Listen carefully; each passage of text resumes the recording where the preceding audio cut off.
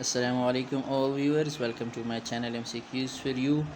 तो दोस्तों, अभी मैथमेटिक्स के पेपर को सॉल्व करने की कोशिश करते हैं और मैथमेटिक्स के पेपर में ज़्यादातर क्वेश्चंस जो है वो सॉल्विफिकेशन ज़्यादातर नहीं बल्कि कंप्लीट सारे के सारे क्वेश्चंस ने सॉल्व करना होता है इनको।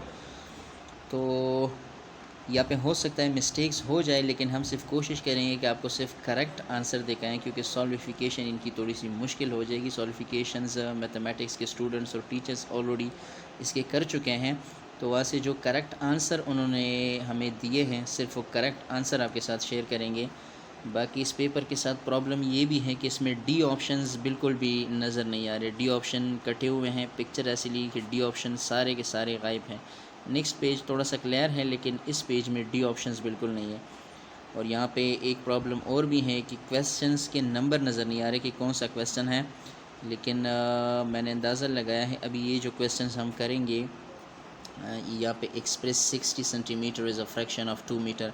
60 सेंटीमीटर को इसकी जो हमने फ्रैक्शन लगानी है, तो 2 मीटर को भी हमने सेंटीमीटर में कन्वर्ट करना है, तो ये 60 डिवाइड बाई 200 हो जाएगा।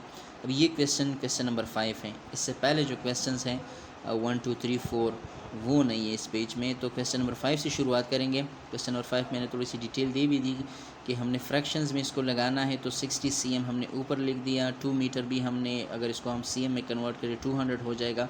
तो 60 डिवाइड बाई 200 से जो फ्रैक्शन आएगा वो 3 डिवाइड बाई 10 आएगा। अभी 3 divide by 10 I think option C में है, अभी ये नज़र नहीं आ रहा, लेकिन यहाँ पे ये ऑप्शन सी में है। और अगर ऑप्शन सी में ना हो, जिस स्टूडेंट्स ने ये पेपर अटेंड किया उनको पता होगा कि कौन सा ऑप्शन में 3 डिवाइड बाई 10, 3 डिवाइड बाई 10 इसका करेक्ट आंसर है। अगला सवाल question number 6। Mister Kashif got an average of 50 in 6 test. 6 test इन्होंने दिए और 6 टेस्टों में एवरेज जो मार्क्स इन्होंने हासिल किए वो 50 हैं। व्हाट शुड ही गॉट, अभी आगे का जो है वो भी नज़र नहीं आ रहा। तो आई थिंक यहाँ पे ये पूछ रहे कि 7वां टेस्ट जब इन्होंने दिया तो इतने मार्क्स एवरेज हासिल हो गए। तो 7वें टेस्ट के मार्क्स हमने कैलकुलेट करने हैं। तो 7वें टेस्ट में उसने 120 मार्क्स लिए थे, अभी और 120 भी नज़र नहीं आ रहा। ऑप्शन ए में 60 70 100, आई थिंक ऑप्शन डी में 120 होंगे। तो यहाँ पे करेक्ट ऑप्शन ऑप्शन डी हो जाएगा। अगला सवाल question number 7। The average of x y z and 40 is 10। 4 उन्होंने दिए, हमें इनका एवरेज बन रहा है 10। अभी एक्स वाई जेड की एवरेज हमने फाइंड करनी है, तो एक्स वाई जेड की एवरेज जो हमारे साथ आएगी वो 0 है। ऑप्शन बी यहाँ पे करेक्ट ऑप्शन है। Option B will be the correct option. Question number 8 को देखें। The average income of a family of 6 months is, एक फैमिली है, इनकी 6 मेंबर्स हैं। इनकी इनकम जो है एवरेज इनकम 50,000 है, बाकी आगे नज़र नहीं आ रहा। तो दोस्तों को पता होगा जिन्होंने ये पेपर अटैम्प्ट किया हो, हम यहाँ पे करेक्ट आंसर इसका बता देते हैं कि इनका करेक्ट आंसर जो है वो 18,000 आ रहा है। ऑप्शन सी यहाँ पे करेक्ट ऑप्शन है, 18,000। Question number 9। Find the value of x. X की वैल्यू हमने फाइंड करनी है 3:b divide by x ratio c. तो ये तो आसान सा सवाल है, 7वीं 8वीं जमात के रेशो। तो हमने यहाँ से x की वैल्यू फाइंड करनी है, तो इसका जो आंसर हमारे साथ आएगा वो 3c divide by b। 3c divide by b, इसको आप सॉल्व करके देख लीजिए। 3c divide by b I think option D में है, क्योंकि a b c में नहीं है, तो option D is the correct option. आगे देखें क्वेश्चन नंबर 10 को। क्वेश्चन नंबर 10 में जी वो आपसे पूछ रहे हैं how many miles are there in 2 cities if the distance is represented by, अभी आगे क्या लिखा हुआ है वो भी कटा हुआ है। तो इसका करेक्ट ऑप्शन जो बनेगा वो 19.2, ऑप्शन सी यहाँ पे भी करेक्ट ऑप्शन है। Question number 11। Find the ratio of 18 inches to yard. अभी ये भी एक आसान सा सवाल है। यार्ड को आप इंचज़ में कन्वर्ट करें, दोनों का रेशो अगर आप फाइंड करेंगे तो इससे आंसर 1/4 आएगा। ऑप्शन बी करेक्ट ऑप्शन है, 1/4। ऑप्शन बी करेक्ट हो गया। Question number 12।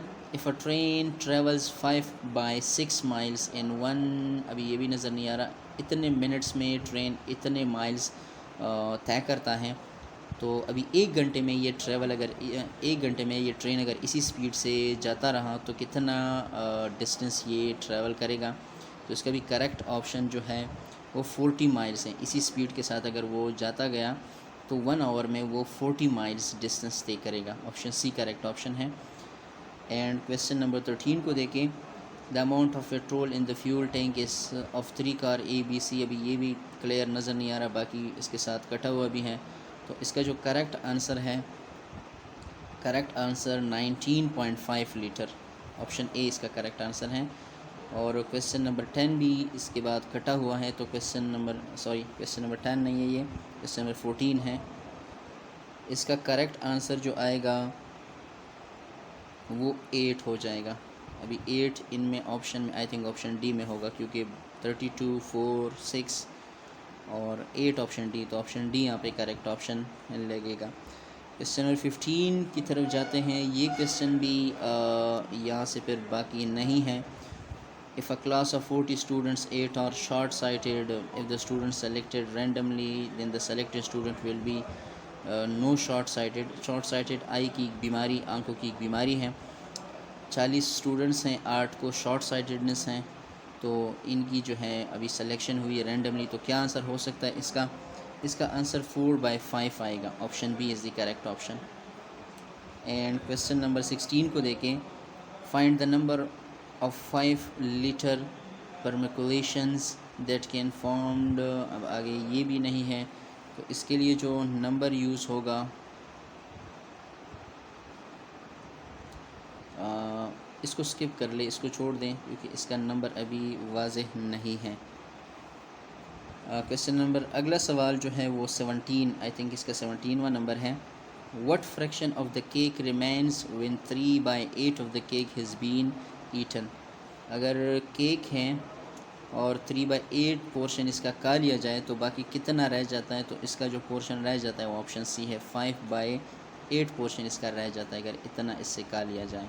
Option C correct option है। एंड क्वेश्चन नंबर 18 को देखें, if 4 pear cost as much as 5 orange in an apple cost 32 rupees, how much does. अभी आगे इसका भी नहीं है, तो इसका क्वेश्चन 18 का इसकी कॉस्ट प्राइस जो बनेगी वो 40 रुपीज़, 40 इसका करेक्ट आंसर है। अब 40 भी आंसर में आई थिंक ऑप्शन डी में होगा, क्योंकि ए बी सी ऑप्शन में नहीं है, तो ऑप्शन डी में होगा। 40 इसकी प्राइस बनती है। अगला सवाल क्वेश्चन नंबर 19।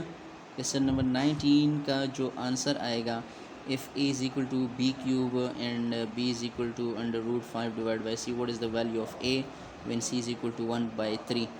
ए की वैल्यू हमने फाइंड करनी है, तो ए की वैल्यू यहाँ पे जो आएगी वो हो सकती है 58.094। अभी ये भी आंसर में नहीं है, तो हो सकता है ये ऑप्शन डी में हो, 58.094 इसका आंसर था। क्वेश्चन नंबर 20, व्हेन 4 ग्राम और इसके ऊपर क्यूब भी है -3 ग्राम स्क्वायर प्लस ग्राम प्लस के, या ग्राम, खैर सॉरी इसको नहीं कह सकते, इसको हम 4g cube -3g square plus g plus k is divide by g -2, the remainder is 27। इससे रिमाइंडर ये आएगा। What is the value? तो इसकी वैल्यू क्या हो सकती है?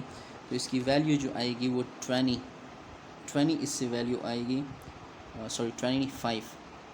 ऑप्शन बी यहाँ पे करेक्ट ऑप्शन है। एंड क्वेश्चन नंबर 21 को देख लें। क्वेश्चन नंबर 21 में इन्होंने ये एक इक्वेशन दिया, what is the value of j की वैल्यू हमने फाइंड करनी है। तो जे की वैल्यू जो हमारे साथ आएगी 1.375 ऑप्शन ए में आपको दिखाई दे रहा है। ऑप्शन ए करेक्ट ऑप्शन है। आगे देखिए बाकी क्वेश्चंस को। क्वेश्चन नंबर 22 है आई थिंक, 22। ये एक इक्वेशन इन्होंने दी, what is the value of m की वैल्यू हमने कैलकुलेट करनी है। तो एम की वैल्यू अगर आप कैलकुलेट कर ले, इससे answer -1.978 option B correct option है इसका। एंड क्वेश्चन नंबर 23 को देख लें। अब ये इन इक्वेशन अगेन इन्होंने दी है और पूछ रहे कि 2n की वैल्यू क्या हो सकती है। तो 2n की वैल्यू जो इसमें आएगी 8 आएगी, और 8 ऑप्शन में है नहीं, तो आई थिंक ये सारे ऑप्शन गलत थे। इस क्वेश्चन में फॉल्ट था या करेक्ट आंसर इन्होंने नहीं दिया।